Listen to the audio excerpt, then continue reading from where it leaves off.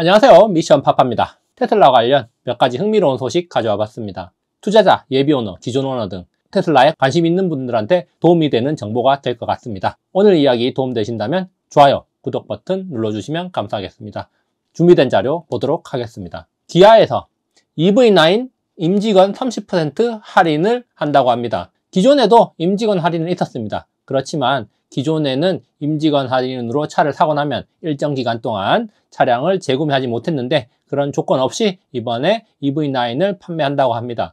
업계에서는 재고떨이 하는 거 아니냐 이런 시각이 많은데요. 실제로 기아 EV9 굉장히 판매량이 저조합니다. 물론 가격 탓도 있지만 여러 가지 이슈들이 있었죠. 그래서 보면은 일반가로 9,900만 원 주고 사야 되는 차를 6,400만 원 3,400만 원 가량 할인받을 수 있다. 파격적인 조건입니다. 역시 대기업 복지가 좋습니다.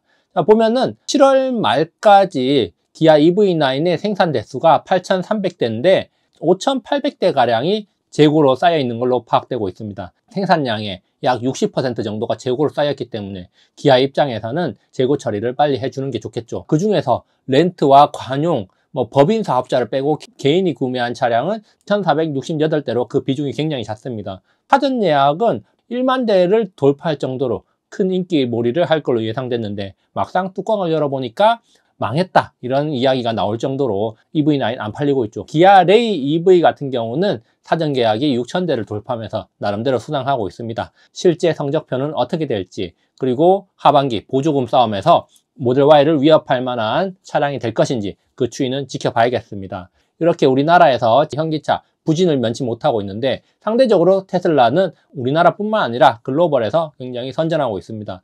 우리나라 같은 경우에는 모델 Y 대란이 일어났었죠. 주문 첫날에만 12,000대 정도가 계약되면서 큰 이슈가 됐는데요. 2022년 테슬라의 국내 전체 판매량이 14,571대라는 점을 고려해보면은 모델 Y가 단 하루 만에 12,000대나 계약됐다는 거 굉장한 수치라고 할 수 있습니다. 거기다가 유럽에서도 사실 테슬라는 순항 중입니다.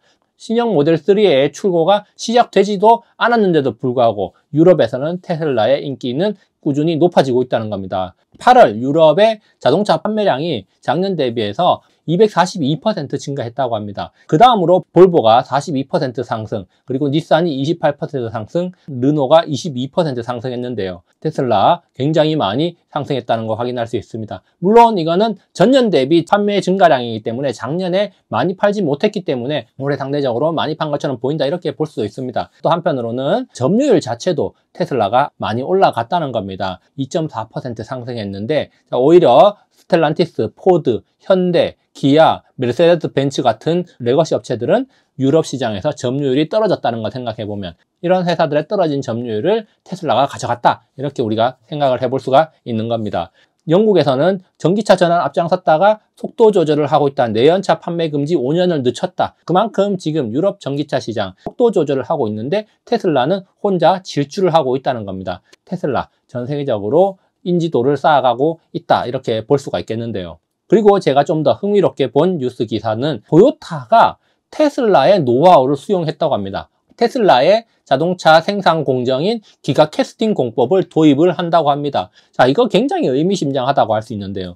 지금까지 자동차 업계의 표준은 토요타였습니다. 토요타의 저스트 인 타임 체제가 자동차 제조의 표준으로 자리 잡고 있었습니다. 그런데 저스트 인 타임을 만든 토요타가 이제는 테슬라의 공정을 따라간다는 겁니다. 테슬라 중심의 모빌리티 시대, 테슬라가 점차 표준이 되어가고 있다는 건데요. 토요타뿐만 아니라 현대차도 테슬라의 기가 캐스팅을 따라가기로 했다는 겁니다. 글로벌 상위권에 있는 자동차 회사들이 테슬라의 제조 공법을 따라가고 있다. 테슬라가 업계의 새로운 표준을 만들었다는 겁니다. 그리고 또 하나 충전 인프라입니다. 전기차는 충전 인프라가 필수죠. 이미 테슬라는 충전 인프라를 전 세계적으로 많이 깔아놨고 테슬라의 충전 방법이 표준이 되어가고 있습니다. 특히 북미 지역에서는 사실상 표준으로 자리 잡았다고 볼 수가 있는데 테슬라 얼라이언스라고 불리는 테슬라 충전 표준을 쓰는 그룹에 점점 참여하는 자동차 기업들이 많아지고 있다는 겁니다. 시간이 지나면 표준 경쟁에서 어떤 한 사람이 승리를 할 가능성이 높은데 순차적으로 자동차 회사들이 테슬라의 충전 표준을 따라가고 테슬라 충전을 이용하기 위해서 움직이고 있다는 점에서 테슬라는 충전 인프라 시장에서도 리더의 자리를 굳히면서 표준으로 만들어가고 있다, 이렇게 생각해 볼 수가 있습니다. 그리고 가장 중요한 거, 바로 SDV 체제죠. 현재 SDV 체제를 구축한 곳은 테슬라가 유일합니다. 기존 자동차 업체들 막대한 투자를 하면은 될 줄 알았는데 지금 역부족이라는 거죠. 빨라야 2025년을 목표로 지금 열심히 개발을 하고 있다는 겁니다. 현대차도 2025년까지 EV 전환이라고 목표를 세우고 있는데 아마도 그 목표가 달성될지 그게 의문이고요.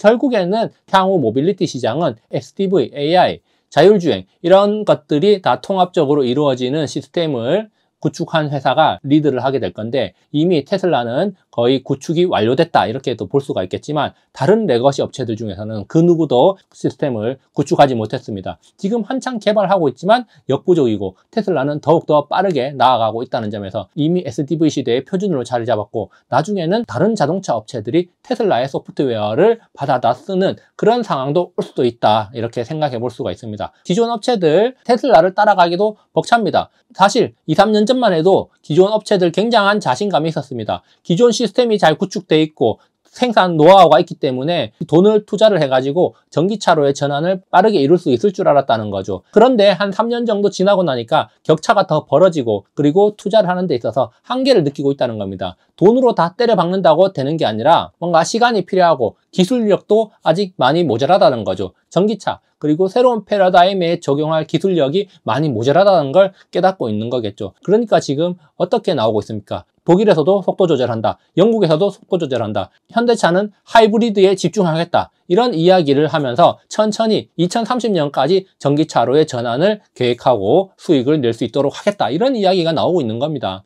지금 기존 레거시 업체들, 이 SDV 시스템, 충전 인프라, 대량 생산, 제조 혁신 이런 것들이 잘 이루어지지 않고 있기 때문에 시간이 더 필요하다는 거죠. 돈만으로 되지 않는 것들 그런 데서 간극이 벌어지고 결국에는 테슬라는 점점 더 앞으로 나아가고 있고 점점 똑똑한 자동차를 만들고 있다는 거죠. 결국에는 SDV 시스템의 표준, 충전 인프라의 표준 그리고 대량 생산, 제조의 혁신의 표준도 테슬라가 이끌어갈 것이고 테슬라가 이런 노하우 그리고 소프트웨어 시스템을 다른 자동차 회사들한테 판매를 하게 된다면 테슬라의 가치는 더욱더 높아지지 않을까 이런 생각을 해봅니다. 오늘 여기까지 준비해봤고요. 좋아요, 구독 버튼 눌러주시면 감사하겠습니다. 다음에도 유익한 정보로 찾아뵙도록 하겠습니다. 감사합니다.